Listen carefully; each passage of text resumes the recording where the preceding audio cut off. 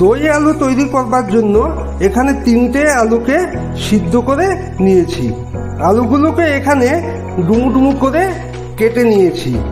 একটা বাউলের মধ্যে নিয়ে নিয়েছি 250 গ্রাম টক দই। দইটাকে এখন ভালোভাবে ফেটিয়ে নিচ্ছি। এখন দইয়ের মধ্যে দিয়ে দিচ্ছি ডুমু ডুমু করে কাটা আলু। এর মধ্যে দিয়ে দিচ্ছি 2টো কাঁচা লঙ্কাকে চপ করে কেটে। এর সাথে দিচ্ছি একটা পেঁয়াজকে চপ করে কেটে, 1 চামচ আমচুর পাউডার, 1/2 চামচ লাল লঙ্কা পাউডার, 1/4 চামচ ব্ল্যাক পেপার পাউডার, স্বাদ মতো লবণ। এখন সবগুলোকে ভালোভাবে মিক্স করে নিচ্ছি। এর মধ্যে তড়কা দিয়ে দেবো। সর্ষের তেল গরম করে এর মধ্যে দিয়ে দিচ্ছি 2টো শুকনো লঙ্কা, কারি পাতা, লাল সর্ষে, হলুদ, কাসুরি মেথি,